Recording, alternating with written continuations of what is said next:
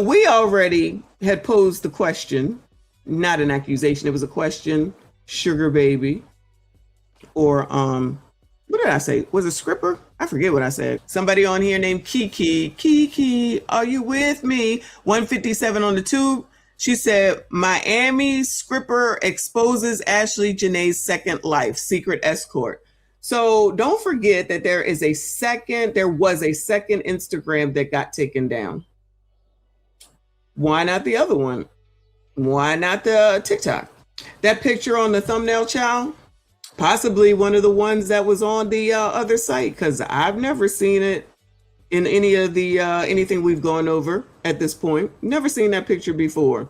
Spicy. Allegedly, she's a bottle girl. All this stuff, child. All these things. So let's hear what's going on by way of Kiki here on YouTube. I find it quite convenient that just as Joe McCann continues to get the heat about the death of Ashlee Janae, suddenly there's a Miami stripper who comes out of nowhere to expose Ashlee's supposed secret life. The timing is way too convenient, and people are starting to smell a rat. Like, could this be a calculated smear campaign orchestrated by someone? I mean, if they make the world see Ashlee as a secret escort instead of a happy bride-to-be, it does make the claim that she took her life easier for people to believe. But ask yourself this, who actually benefits from this narrative right now? Because from where we're sitting, it looks like a desperate move to flip the script and get people scrutinizing Ashlee's past rather than uncovering the truth about what really happened. Honestly, I hoped that we would have gotten answers about this case by now, but it looks like there are still theatrics going on. So let's get into it. So the thing is, apparently, there's this Miami stripper who is now saying that Ashlee lived a double life, and she's allegedly confirming that Ashlee had a second IG page that was dedicated to her being a stripper and a service girl, which was taken down. Now, I have not seen screenshots or anything from a second account, but what I did notice is that her active account has very few posts, which to some people could possibly mean that there was indeed another account where she posted other content, especially considering her Twitter account is full of some very spicy videos. Allegedly, this Miami stripper is also... Oh, wow. I guess it's on Twitter. I haven't gone through Twitter. I stay off of Twitter. And you can do anything you want on Twitter. Yeah, you can do it. The world is your oyster over on Twitter, okay? There's a lot of... link in my bios, but you ain't even got to provide the link. This is what we do, and it's all spread eagle out there open, men and women over there on Twitter. You can do whatever you want. Wow. Interesting. I don't know, maybe we could go see Twitter after this, because I was like, where these pictures come from? Maybe she was just active on Twitter or something. I don't know. Shout out to Prince Revolver for 5 memberships. Thank you so much, boo. Shout out to all the channel members. I appreciate you. Y'all make sure you hit the like button for me. Subscribe if you are new. If you did catch a membership, please make sure you thank Prince Revolver. Thank you so much, hon. Appreciate your support. Woo, child. Lord help your people. Nice picture, though, girl. Nice picture. Saying that she can confirm that Ashlee was a bottle girl at DAER South in Miami, Florida, where she possibly met some of her alleged clients. And if you look at Ashlee's page, you will realize that she wasn't actually selling products like a normal influencer. She was selling a lifestyle that didn't seem to have a clear source of income. Well, as much as her friends have come out to say that Ashlee had a hair care brand and she was actually doing pretty well, but if Ashlee was doing so well... She had a hair care brand. Anybody ever heard that before? Bueller, I've never heard that once before. Wow. A hair care brand.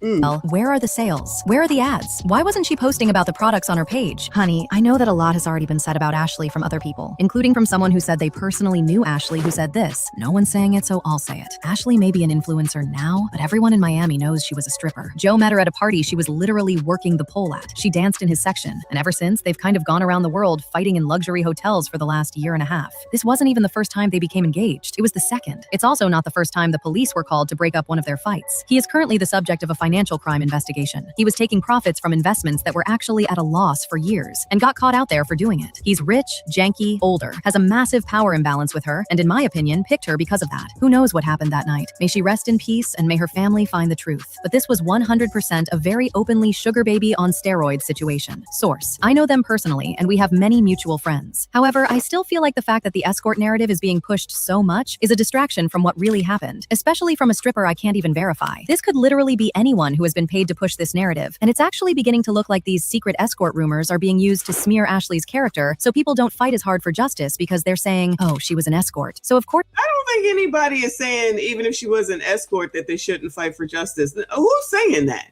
Divestor bundles is crazy. Shout out to F Holiday. That doesn't make a difference. I still don't, regardless of all of this, I still don't think she's self-deleted.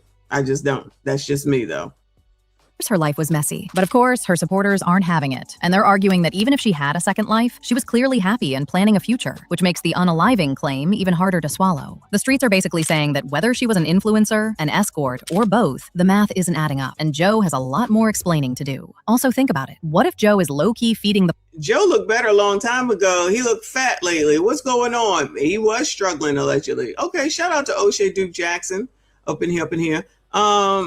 He was stressed the F out, stressed over the money, so he started eating. Come on, y'all. Let's not act like him and these when he's talking, these photos, these videos when he's talking, compared to when he was walking with Nala, that he wasn't looking bigger than Fred Flintstone. Come on now. Blogs this narrative to save his own skin. Like, if he can make everyone believe Ashlee was living this dark, secret life, it makes his story about her being mentally unstable or unpredictable easier to sell. And honestly, by pushing this second life story, he's creating a massive smokescreen. And instead of everyone asking why the local medical records mention strangulation, they're busy debating what she did for a living. Maybe he even paid the stripper to fuel the narrative further and make the angle more credible. But I personally cannot ignore that there have been a couple of things that have come up over the last few days about Joe, like how he had anger issues, how they fought since they landed in Zanzibar, how he took so much time to inform the family about what was happening, how he allegedly left Ashlee in the villa to go and be with other local women, and how he possibly took a policy on her. Now, we've already talked about how... Ooh, he got a policy. Oh no. So he got a life insurance on her too? Oh no. Joe, how could this... Child, this does now look, I mean, barely looks like the same man size-wise that we see with Nala in the proposal video. Come on now. He was eating.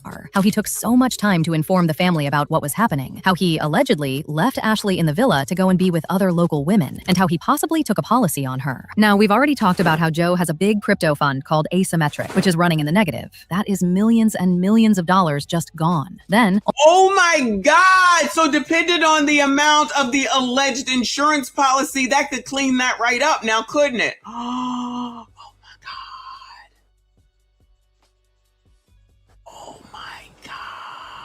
Allegedly. Wow.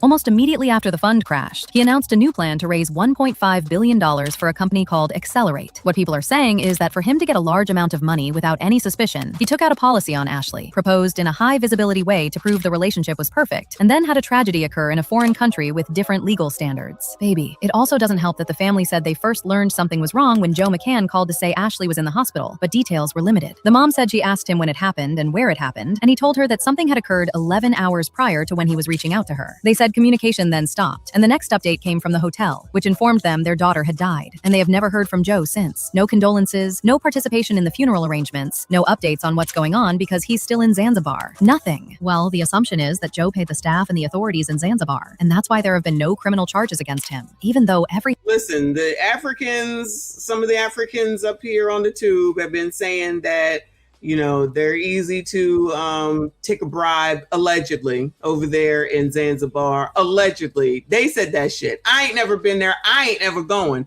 But allegedly, they said that you could do that over there. Allegedly. Now, I don't know if there's anybody here from Zanzibar, Africa, or any parts of it that can confirm or deny what y'all think. But this is what they said. Allegedly.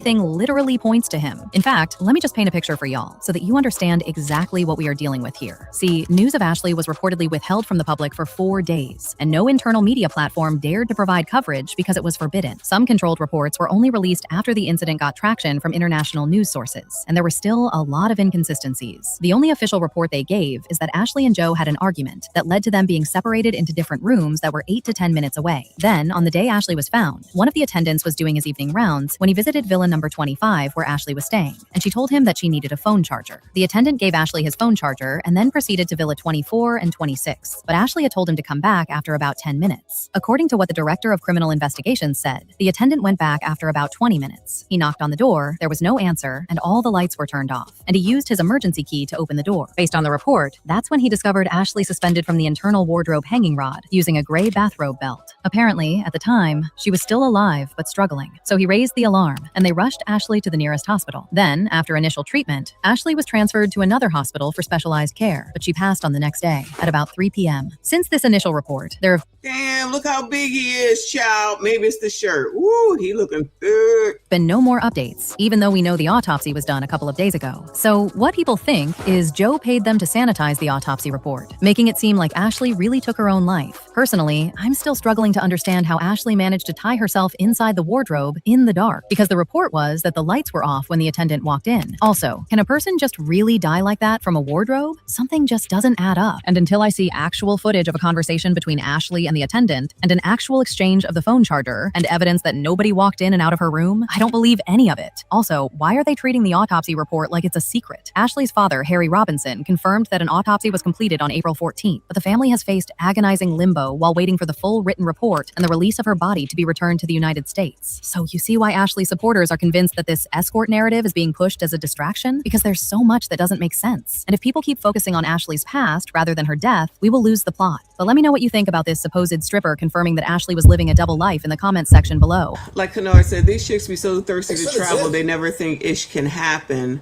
But also, it's this facade. It's this facade of what's allegedly going on, and so people can be jealous. But I don't know that thing about him maybe having a life insurance policy.